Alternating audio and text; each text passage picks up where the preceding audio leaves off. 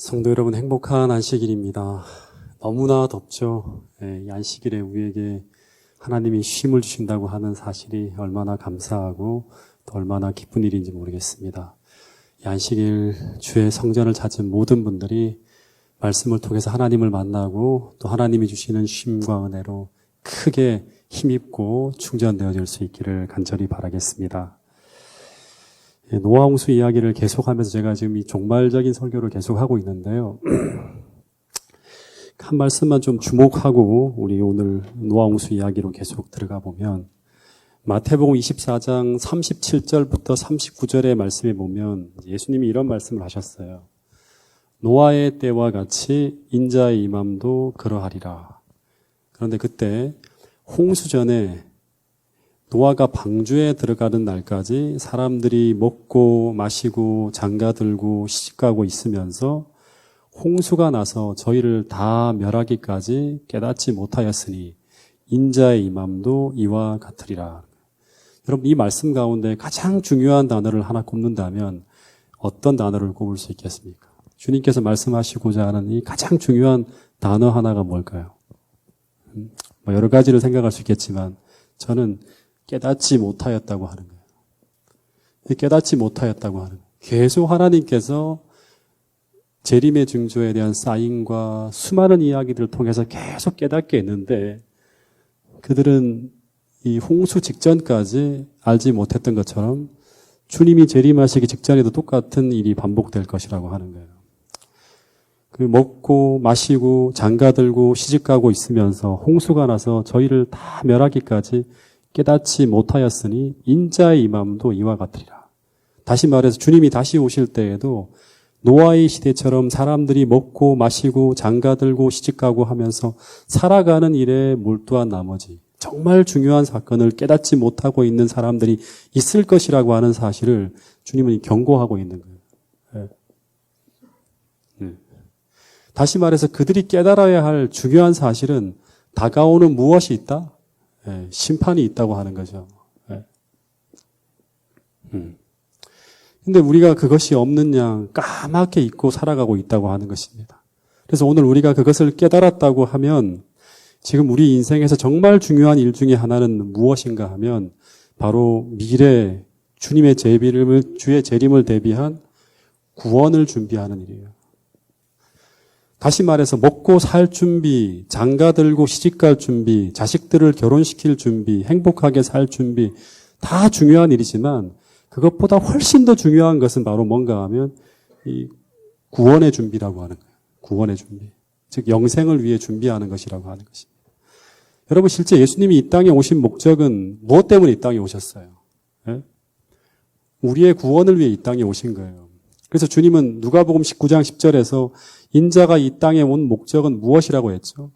잃어버린 자를 찾아 구원하려 함이었다고 분명히 밝혔어요. 실제 그분이 십자가에서 자신의 생명을 내어주신 목적도 바로 우리의 구원 때문이라고 하는 거죠. 그래서 오늘 우리가 신앙하는 목적, 주님을 믿는 목적, 교회를 다니는 목적도 그리스도를 통해서 이 힘든 세상에서 위로받고 이 땅에서 보다 행복하고 편하게 살기 위한 것보다 그보다 훨씬 더 중요하고 더 근원적인 목적은 그분을 통해서 우리가 구원을 얻어서 그분과 함께 헤어지지 않고 원래 우리가 살아야 될 그 땅을 회복해서 그곳에서 영원히 사는 것이 바로 뭔가 하면 그분께서 우리에게 이 땅에 오신 목적이라고 하는 거예요. 그래서 만약 우리 중에 오늘 교회에 출석하면서도 우리가 그리스도를 통해서 죄 용서를 경험하지 못하고 내 안에 그리스도께서 계심을 확인하지 못하고 교회를 다니고 있다면 그 사람은 아직 인생의 가장 중요한 목적 중에 하나를 해결하지 못한 것일 수 있다고 하는 것입니다. 여러분 아직 이 은혜의 시기가 끝나지 않은 이때 정말 우리가 잊지 말고 꼭 깨달아야 할 것은 주님이 이 땅에 다시 오신다고 하는 것입니다. 그래서 오늘 우리가 지금 나와 주님과의 관계가 어떠한지에 대한 정말 깊은 관심을 가지고 인류의 소망이자 시대의 소망인 이 예수 그리스도를 꼭 잃어버리지 않고 오늘을 살아갈 수 있는 저와 여러분들이 될 수 있기를 간절히 바라겠습니다. 제가 요즘에 이렇게 정말 양심대로요. 그리스도의 안목을 가지고 이렇게 한번 세상을 쭉 바라보는데요.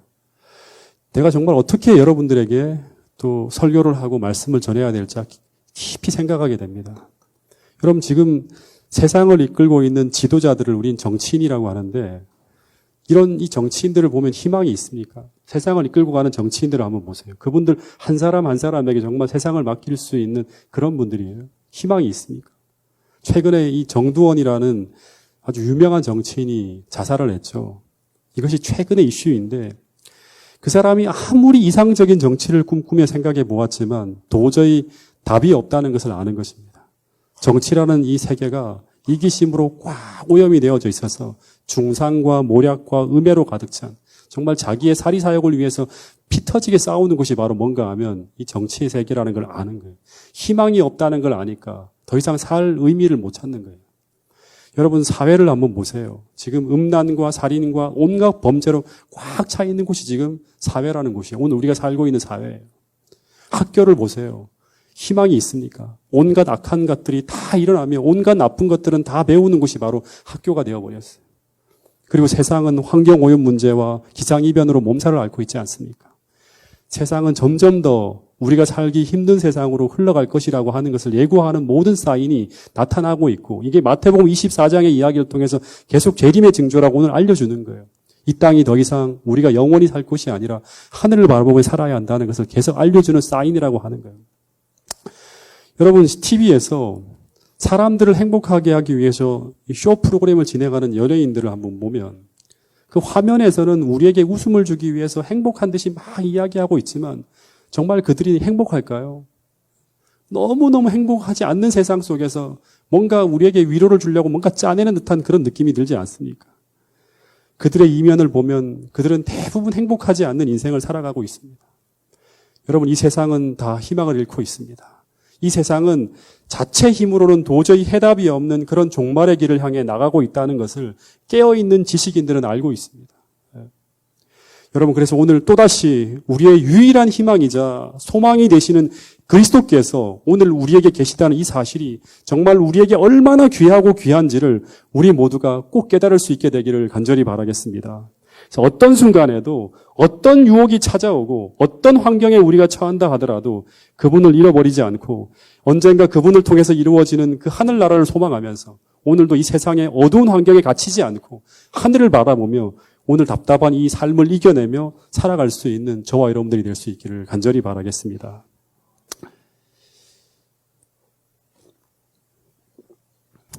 다시 노아 홍수 이야기로 좀 돌아가면 이 40일 동안 비가 세상에 쏟아졌죠. 그죠?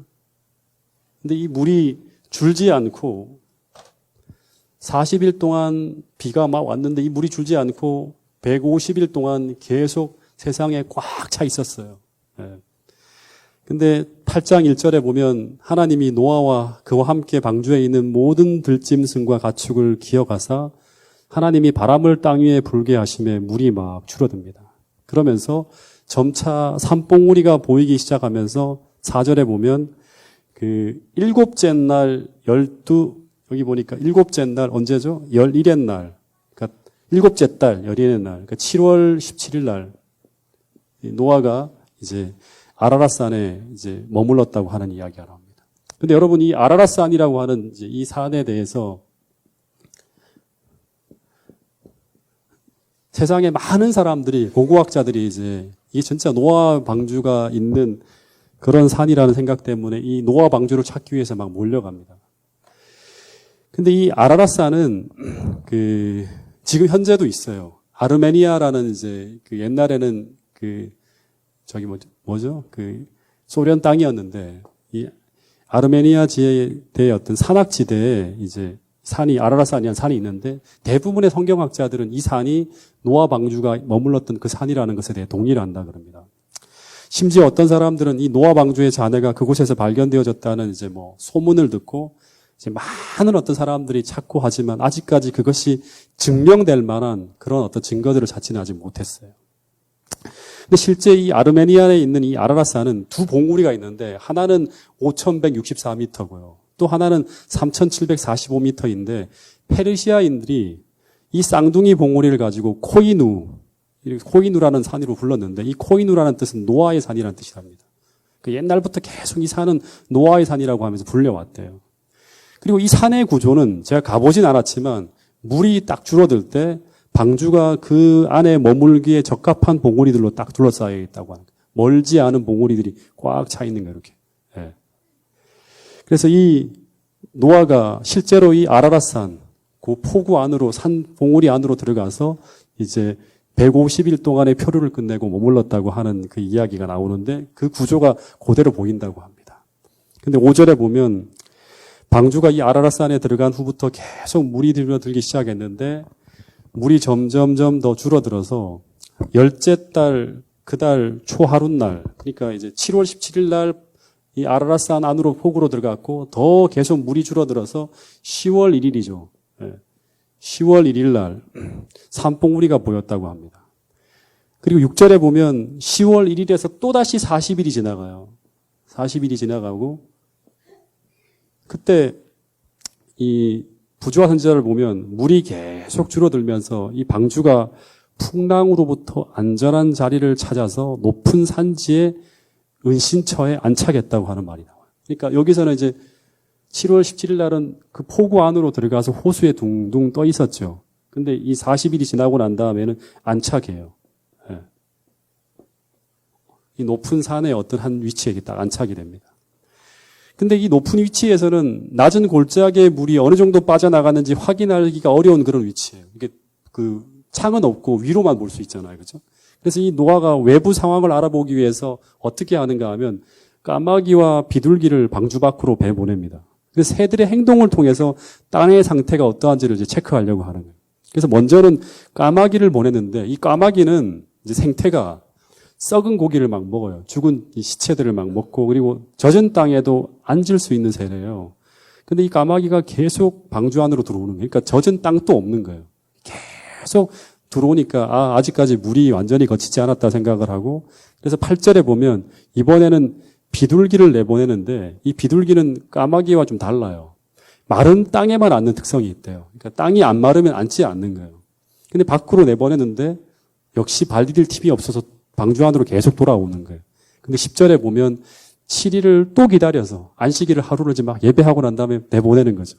그리고 안식일이 또 7일을 지나고 난 다음에 이 노아가 다시금 기도하고 난 다음에 비둘기를 밖으로 내보내는 거예요. 근데 저녁에 그 비둘기가 돌아왔는데 그 비둘기가 놀랍게도 하나의 희망의 메시지를 가지고 옵니다. 그게 바로 뭔가 하면 감람나무에 새 잎사귀를 딱 물고 돌아왔다고 합니다. 근데 이 새 잎사귀라고 할 때 이 새라는 표현이 어떤 표현인가 하면 원어를 보면 타라프라는 단어를 쓰는데 이건 새로 딴, 갓딴이라는 의미가 있대요. 새로 땄다는 거예요. 이 표현은 이 비둘기가 수면 위에 떠돌아다니는 나뭇잎을 발견한 것이 아니고 살아있는 가지에서 그 잎사귀를 탁 따가지고 온 거예요. 그러니까 이 엄청난 홍수 속에서도 살아남은 그 감람나무에 새로 나타난 이 새순을 따가지고 온 거예요.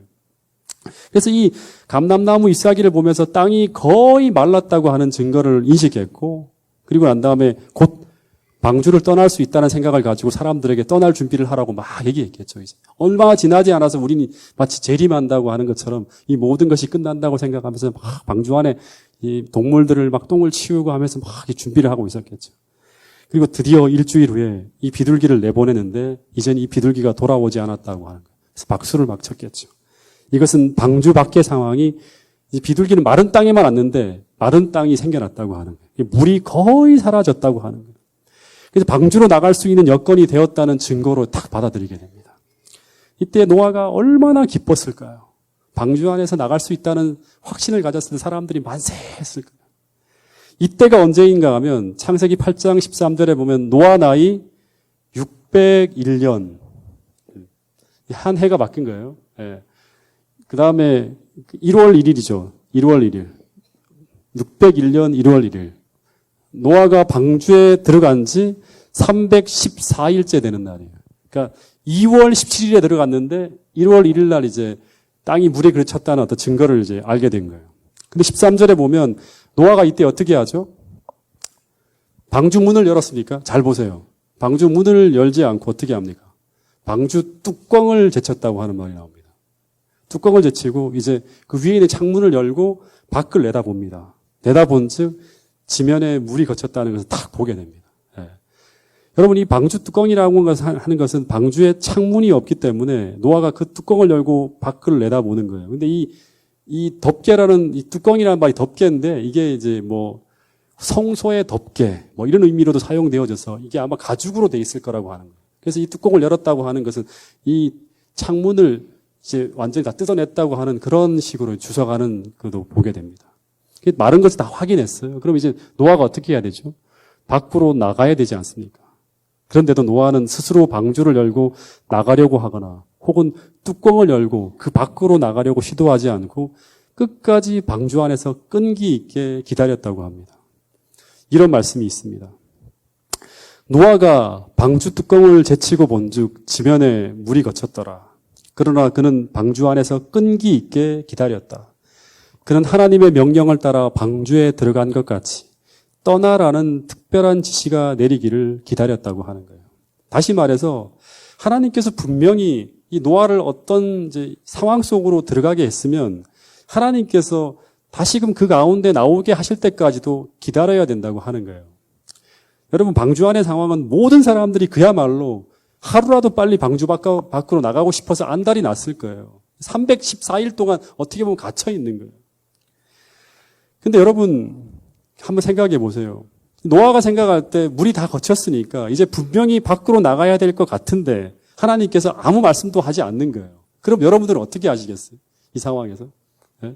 사다리를 놓고 만들어서 방주 밖으로 이제 나가야겠다 생각을 하고 그렇게 하기도 할 것이고 때로는 그 방주의 문을 이제 스스로 열어젖히기 위해서 그 방주의 문을 부시려고 했을 수도 있을 거예요.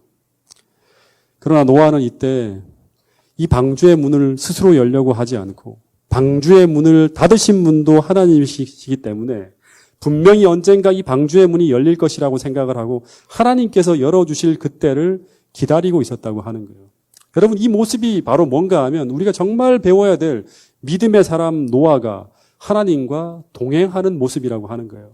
여러분, 하나님께서 우리 삶에 놓여진 모든 문제와 모든 시련과 모든 얽히고 설킨 문제 앞에서 우리 모두가 기도하며 하나님의 방법으로 그 문제를 풀면서 끝까지 하나님께서 그 구원의 문을 열어주시기를 기도하며 기다리는 모습이 바로 노아의 모습이었다고 하는 것입니다. 근데 어느 날 하나님께서 생각한 그 때가 되었을 때 어떤 일이 벌어지는가 하면 문을 닫을 때도 어떻게 했죠? 천사가 이렇게 문을 닫았잖아요. 똑같이 부조화서자에 보면 한 천사가 하늘에서 내려와서 그 육중한 문을 쫙 사람이 열 수 없는 그 육중한 문을 딱 열어젖히고 노아와 그의 가족들에게 뭐라고 하는가 하면 이제 땅으로 내려가라고 명했다고 합니다. 여러분, 하나님은 노아와 가족들에게 밖으로 나갈 수 있는 가장 안전하고 가장 적당한 때를 아시고 그 모든 준비를 하시면서 그때를 기다리고 있었다고 하는 사실을 우리 모두가 기억해야 됩니다. 여러분, 시대의 소망을 봐도 세상 사람들이 너무나 고통스럽고 이토록 힘든데 왜 메시아를 보내주지 않는지 모든 사람들이 메시아가 속히 임하기를 고대하면서 막 기다리고 있었다고 하는 그런 기사가 나옵니다. 너무나 애가 타고 막 로마의 압제는 너무나 힘들게 우리를 짓누르고 있고 그 다음에 당시에 모든 유대교의 정치인, 종교인들은 다 부패해 있는 거예요. 어디를 봐도 소망이 없는 거예요. 메시아가 출현해서 이 모든 고통으로부터 우리를 구원해 줘야 되는 거예요. 근데 하나님의 대식에는 하나님께서 맞추어놓은 대식에는 모든 것을 알고 그분이 이 땅에 오셔야 될 모든 상황과 모든 것이 갖추어진 가장 적합한 그때 예수님께서 마리아를 통해 태어나게 하셨다고 하는 것이 바로 뭔가 하면 시대 소망의 기사입니다. 여러분, 근데 대부분의 우리의 모습은 우리의 조급함과 성급함으로 하나님께서 생각하신 그때보다 앞서서 행동하려 하다가 우리는 대부분 문제에 더 크게 빠진다고 하는 사실입니다. 여러분, 그래서 오늘 우리가 하나님과 동행한다고 하는 것은 어쩌면 하나님께서 말씀하시고 인도하시는 그때를 기다리며 하나님과 함께 행하는 거예요. 하나님과 함께 행한다고 하는 것은 무엇인가 하면 하나님께서 알려주신 그 빛에 충실하게 오늘을 살아가는 것이라고 하는 것입니다. 여러분, 이 기다림에 실패하지 않아야 우리가 하나님과 함께 행하는 믿음의 삶에 실패하지 않게 된다고 하는 이 사실을 우리 모두가 꼭 깨달을 수 있게 되기를 간절히 바라겠습니다. 어쨌든 이 문이 열렸을 때 이때 얼마나 기쁘고 행복했을까요? 모든 가족들은 만세를 부르며 나갔을 거예요. 근데 여러분, 노아가 방주 밖으로 나왔을 때 그때 이 노아와 그 가족들이 딱 세상을 바라봤잖아요. 그 세상이 어떤 세상이었을까요? 예. 그들이 그걸 바라보면서 와 너무 행복하다 했을까요? 어땠을 것 같습니까? 예? 충격 그 자체였다고 합니다. 제일 먼저 느끼는 게 뭔가 하면 태양빛이 하늘을 보는데 이전에 그 하늘이 아니에요. 천계층이 없는 거예요. 너무 낯선 하늘인 거예요. 태양빛이 막 비치는데 볼 수가 없는 거예요. 옛날에는 맨날 보던 그 하늘이 그 태양이 옛날 그 태양의 모습이 아닌 거예요. 막 너무너무 이 빛깔, 이 햇살이 막 따갑고 쳐다볼 수가 없는 너무 낯선 태양이 하늘에 떠 있는 거예요. 그래서 너무너무 이 세상이 낯서는 거예요. 그리고 더하여서 그들 앞에 펼쳐진 세상은 그야말로 끔찍한 세상이었어요. 읽어드리면 홍수 때 땅의 표면은 전부 변하였다. 죄악의 결과로 세 번째 무서운 저주가 지상에 임하였다. 첫 번째는 아담과 하와의 범죄 때 임했죠. 두 번째 저주는 언제 임했습니까? 가인의 범죄로 말미암아 땅이 저주되어집니다. 세 번째는 노아의 홍수예요. 물이 줄어들기 시작하자 이제 그 실체가 보이는 거예요. 산과 언덕들이 전부 다 흙탕으로 다 뒤덮여 있고 그리고 막 모든 것이 다 어지럽혀져 있는 거예요. 그리고 도처에 뭐가 보일까요? 사람들과 짐승의 시체가 다 널려 있는 거예요. 수십억 인구들, 모든 동물들이 다 죽은 거예요. 전멸한 거예요. 주께서는 이 시체들이 그대로 남아서 부패하여 대기를 오염시키지 않도록 버려두지 않으시고 흙으로 큰 매장재를 만드셨다고 합니다. 그리고 물을 말리기 위해 그분께서 일으킨 강풍은 큰 힘으로 그 시체들을 옮겼는데 때로는 산봉우리까지 옮겨버렸다고 하는 거예요. 그 시체와 시체 위에 나무와 그 시체를 다 덮고 난 다음에 그 위에 나무와 바위와 흙으로 쌓아 올렸다고 합니다. 그 당시에 드러난 땅의 모습은 묘사할 수 없을 만큼 정말 어지럽고 참혹한 그런 모습이었다고 합니다. 그런데 이런 광대한 산림들과 사람들의 시체와 동물들의 시체들이 하나님의 능력으로 한꺼번에 땅에 매정되었는데 이것들은 전부 어떻게 변했을까요? 지난주에 말씀드린 것처럼 식물들은 석탄으로 변하였고 그리고 동물과 인간의 시체들은 다랑의 석유로 변화되어져서 그 엘렌 화이트의 글에 보면 때로는 지표면 아래서 막 탄다고 합니다. 이 부조화 선지자의 기록에 의하면 그 불이 철광석을 녹이고 또 물이 석회석에 미치는 작용으로 고열에 인해서 막 끌어오르다가 그것이 뭐로 변하는가 하면 오늘날에 벌어지는 지진 그리고 또는 화산이 되어서 폭발하기도 한다고 부조화 선지자에 분명히 기록되어져 있습니다. 근데 이런 놀라운 현상들은 그리스도의 재림과 세상 종말이 가까워올수록 더욱 강력하고 더욱 빈번해질 것이라고 하는 거예요. 오늘날 그렇게 지금 세상이 돌아가고 있는 것이 자꾸 땅이 흔들리잖아요. 그죠? 그래서 여러분 원래 지구가 창조될 당시에는 이런 불안정한 상태로 인해 발생하는 지진이나 화산 폭발 같은 것이 있었다 없었다? 없었다고 하는 거예요. 다시 말해서 노아 홍수 이전까지는 지진이나 화산 폭발 같은 것들이 없었다고 하는 거예요. 근데 이런 불안정한 현상이 나타나는 이유는 이런 노아 홍수 당시에 지표면을 덮고 있던 이 수많은 죄악의 잔해들과 쓰레기들을 처리하는 과정에서 어마어마한 잔해물들이 땅 속에 묻어드는 과정 속에서 발생했다고 하는 것입니다. 여러분 그래서 우리가 이 모든 것들을 다 죄의 문제로 다 인식할 수 있는 거예요. 그렇죠? 지진이 벌어지고 화산 폭발이 벌어지고 하는 이 모든 것들은 아직까지 해결되지 않은 죄의 문제가 이 땅에 있기 때문에 주님 오실 때까지 계속 우리는 불안정한 세상 속에 살아가고 있다고 하는 거예요. 어쨌든 돌아가서 노아가 이제 방주에서 나와서 세상을 바라보는데 이전의 세상과 너무 다른 거예요. 모든 아름다운 것이 다 사라진 너무나 황무하고 황폐한 세상을 바라보면서 어떤 생각을 할까요? 도대체 이제 어떻게 살아가야 되나? 너무나 기가 막히고 막막했을 것입니다. 그런데 그때 하나님께서 노아에게 방주에서 나온 노아에게 이런 말씀을 하셨다고 하는 거예요. 여러분 이 말씀이 아마 노아에게 엄청난 위로가 되었을 거예요. 한번 볼까요? 14절부터 19절. 창세기 8장 14절부터 19절. 둘째 달 21의 날 땅이 말랐더라. 둘째 달 21의 날이니까 2월 며칠이에요? 17일. 네. 노아 홍수가 난 건 언제죠? 네? 2월 27일이죠. 둘째 달 21의 날이니까. 노아 홍수가 난 건 600년이에요. 600년. 600년 2월 17일 날 홍수가 난 거예요. 그러니까 1년하고도 10일이 더 지난 거예요. 1년하고도 10일이. 1년하고 10일이 더 지나서 방주 밖으로 나온 거예요. 그때 하나님이 노아에게 말씀하여 이르시되 너는 내 아내와 내 아들들과 내 며느리들과 함께 방주에서 나오고 너와 함께한 모든 혈육 있는 생물 곧 새와 가축과 땅에 기는 모든 것을 다 이끌어내라. 이것들이 방주에서 나와서 이 땅에서 망하게 되는 것이 아니라 반드시 너희를 살도록 주님께서 축복하여서 어떻게 한다? 생육하고 번성하여서 땅에 충만하게 하시겠다고 말씀하시는 거예요. 약속을 하시는 거예요. 다시 말해 지금은 죽음의 땅이고 눈에 보이는 모든 것이 이전 환경과 너무나 달라져 있는 너무나 참혹하고 망망한 땅이었지만 하나님은 노아에게 뭐라고 하는가 하면 눈에 보이는 것을 보지 말고 나를 바라보라고 하는 거예요. 주의 약속을 바라보고 나가라고 하는 거예요. 예. 그러면서 하시는 말씀이 뭔가 하면 내가 이 황무한 죽음의 땅이지만 너로 반드시 살아가게 할 것이고 뿐만 아니라 생육하고 번성해서 세상에 충만하게 하시겠다고 하시는 거예요. 여러분 이게 바로 출애굽 당시에 광야에서도 하나님께서 살게 하시잖아요. 죽음의 땅. 그죠? 그리고 그들이 도저히 이겨낼 수 없는 그 가나안 땅에서도 하나님께서 살도록 생존할 수 있도록 도와주시는 분이 바로 하나님이시라고 하는 거예요.